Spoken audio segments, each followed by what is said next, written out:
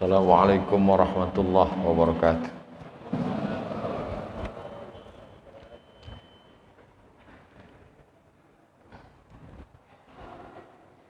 Allahu Akbar,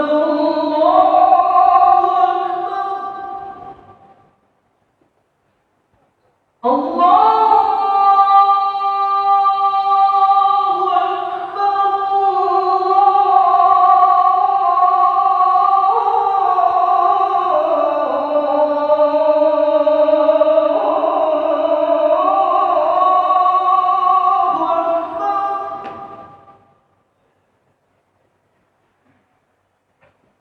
أشهد أن لا إله إلا الله.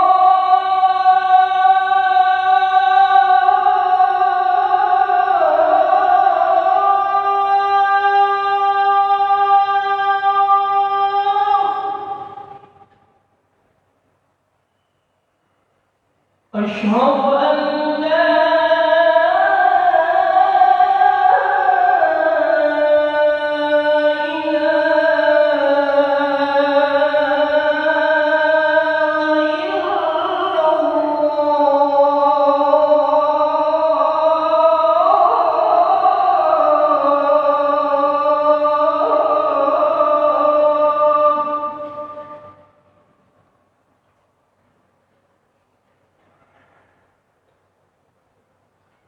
أشهد أن محمدًا رسول الله.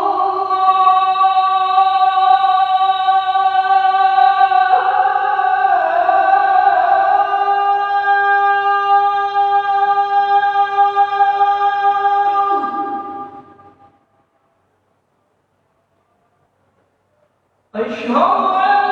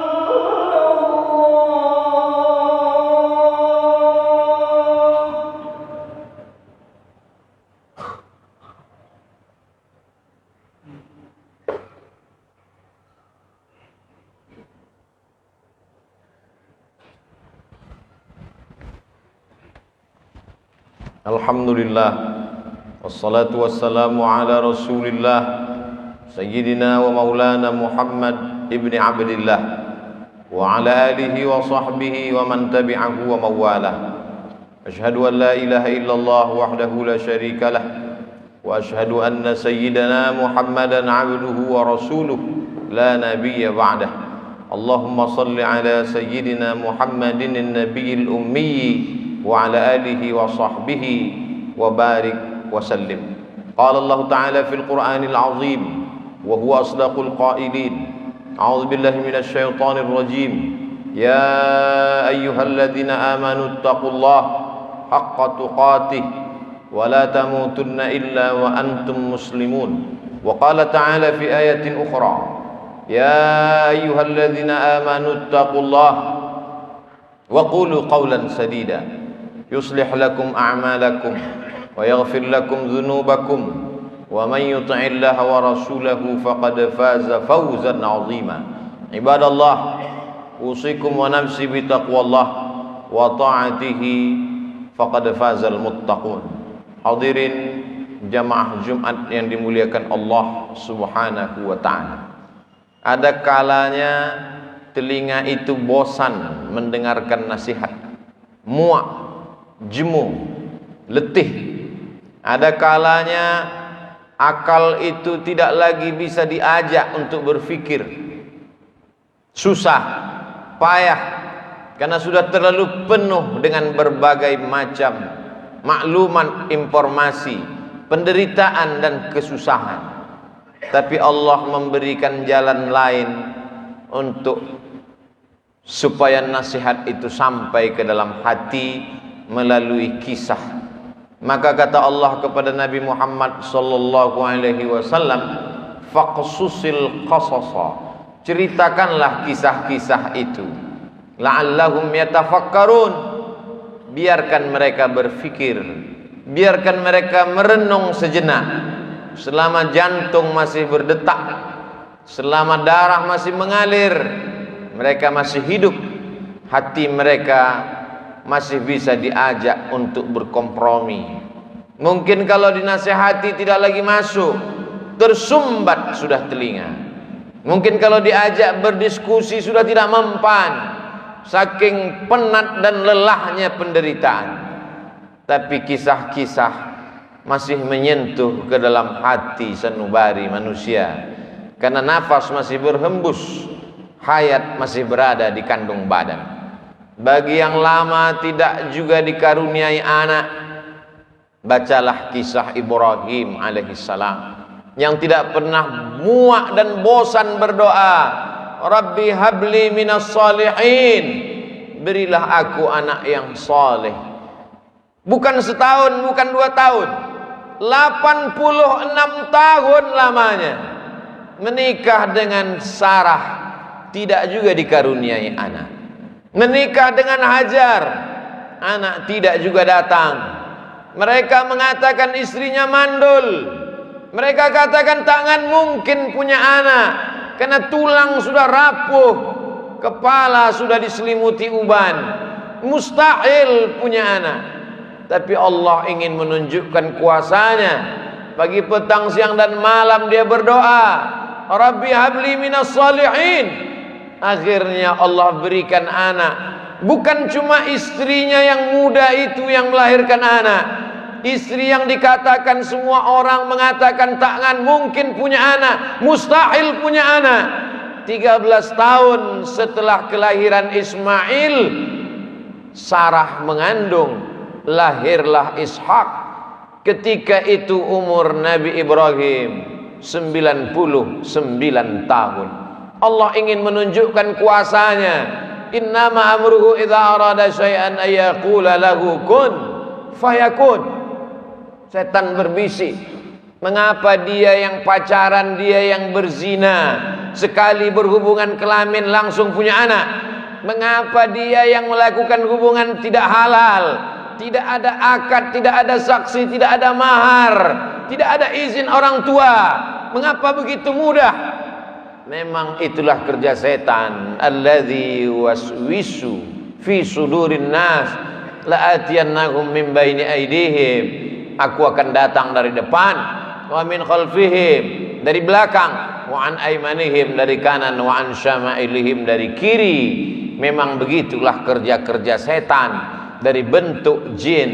Syayatinul jinni wal insi, ada pula setan yang berbentuk manusia, yang kerjanya menghangat-hangatkan hati, memanaskan perasaan, sehingga mendidih bergejolak sampai pada mencaci maki Tuhan.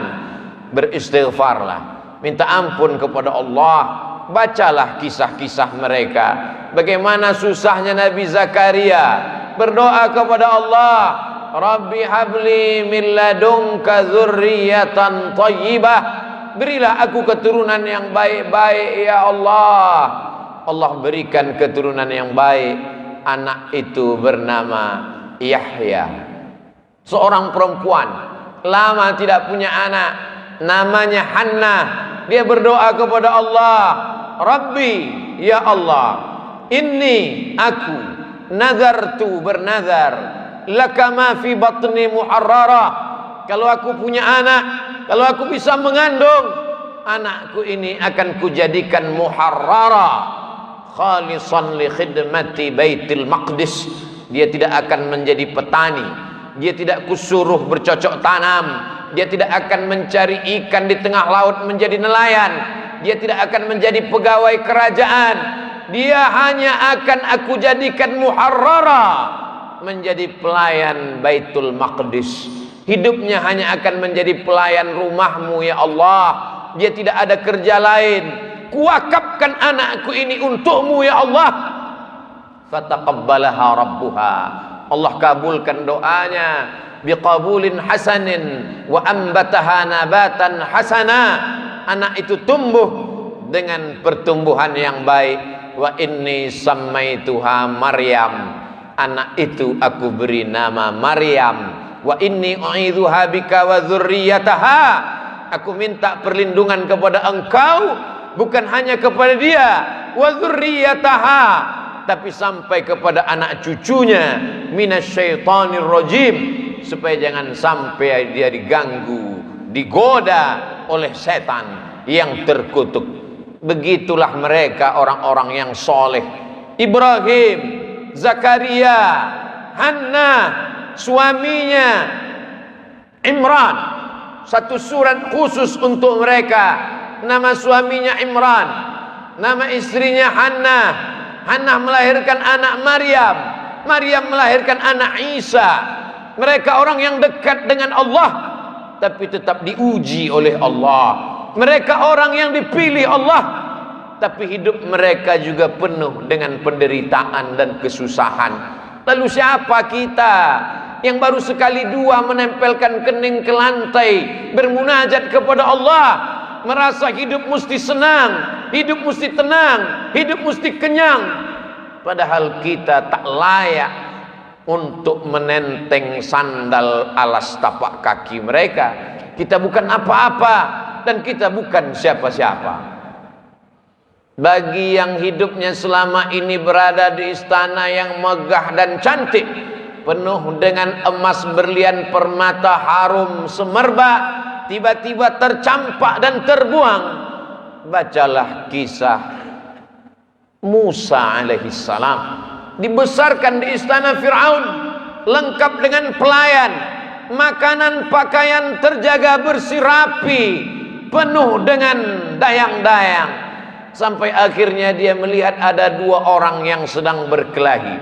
Fawakazahu Musa, Musa melerai, jangan kalian bergaduh, jangan berkelahi. Tapi kedua orang ini tidak juga menghentikan perkelahiannya.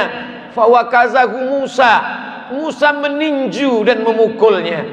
Orang yang dipukul itu mati, dan kebetulan yang mati itu adalah masyarakat kelas atas, masyarakat keluarga Fir'aun.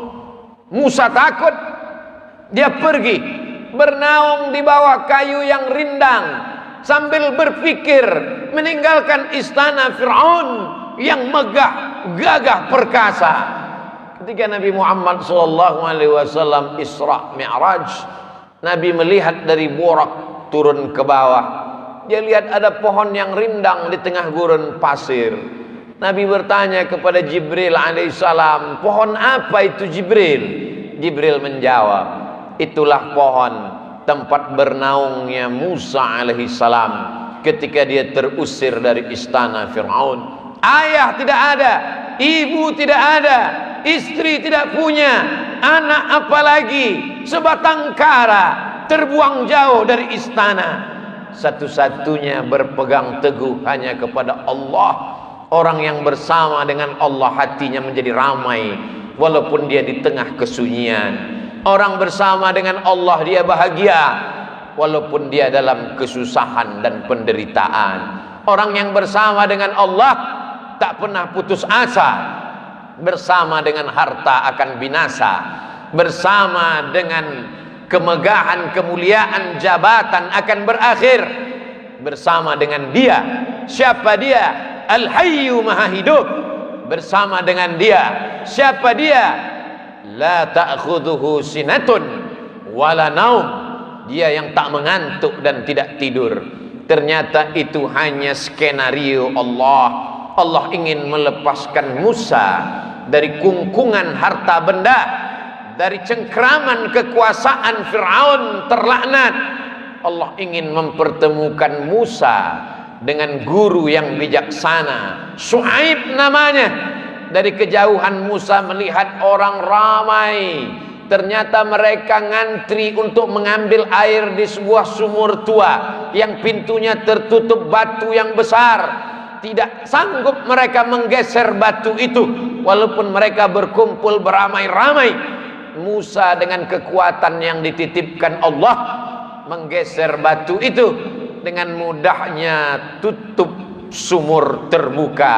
Nabi Musa melihat ada perempuan yang jauh di barisan belakang.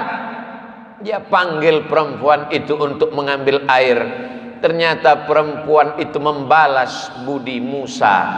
Dia mengajak Musa untuk berjumpa dengan ayahnya, karena ayahnya lama mencari pengembala kambing.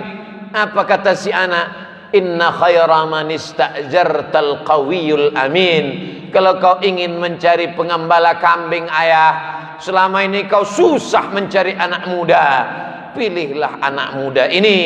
Dia orangnya jujur dan amanah. Dari mana kau tahu dia jujur? Ketika dalam perjalanan tadi aku di depan, dia di belakang. Angin bertiup kencang, pakaian lekuk tubuh terlihat. Dia suruh aku ke belakang, dia ke depan, karena dia tidak ingin melihat yang dilarang Allah. Dari mana kau tahu dia kuat? 30 orang laki-laki ingin menggeser batu besar dari pintu sumur yang menutup. Tak sanggup mereka sampai dia datang. Akhirnya Musa dinikahkan dengan anak Syuaib dengan mahar samania hijaj, 8 musim, 8 tahun lamanya mengembalakan kambing. Musa ulul azmi, banyak manusia tapi tak banyak yang dipilih menjadi nabi. Banyak nabi tapi tak banyak yang dipilih menjadi rasul. Banyak rasul tapi tak banyak yang dipilih menjadi ulul azmi. Musa salah satu ulul azmi. Musa yang diajak Allah untuk berbicara. Wa kallamallahu Musa taklima. Tapi sungguh pun begitu, pernah juga dia merasa terasing, kesunyian, kesepian, tercampak, terjatuh dari istana yang megah. Lalu siapa kita? Kita sedang diajak Allah untuk membanding-bandingkan diri dengan orang-orang yang soleh, yang hebat itu.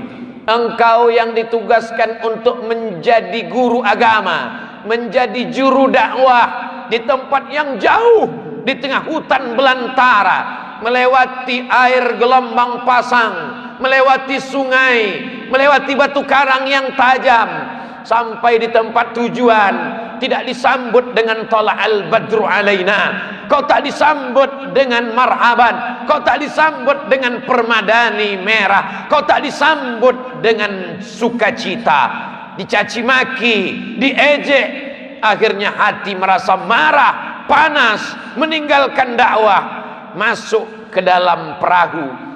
Perahu terombang-ambing di tengah lautan. Nampaknya barang-barang mesti dicampakkan. Satu persatu barang-barang dibuang ke laut. Namun perahu tetap juga penuh akan tenggelam. Mau tidak mau, suka tidak suka, penumpang mesti diundi. Dan undian itu jatuh ke tanganmu 3 kali.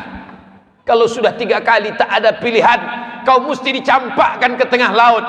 Mulut ikan nun sudah siap menganga menelan, berada dalam 3 kegelapan. Gelap malam, gelap lautan, gelap perut ikan. Ada kalanya kita merasakan kegelapan, hutang keliling pinggang, satu pun tak ada yang suka. Kawan menjadi lawan, keluarga menjadi musuh.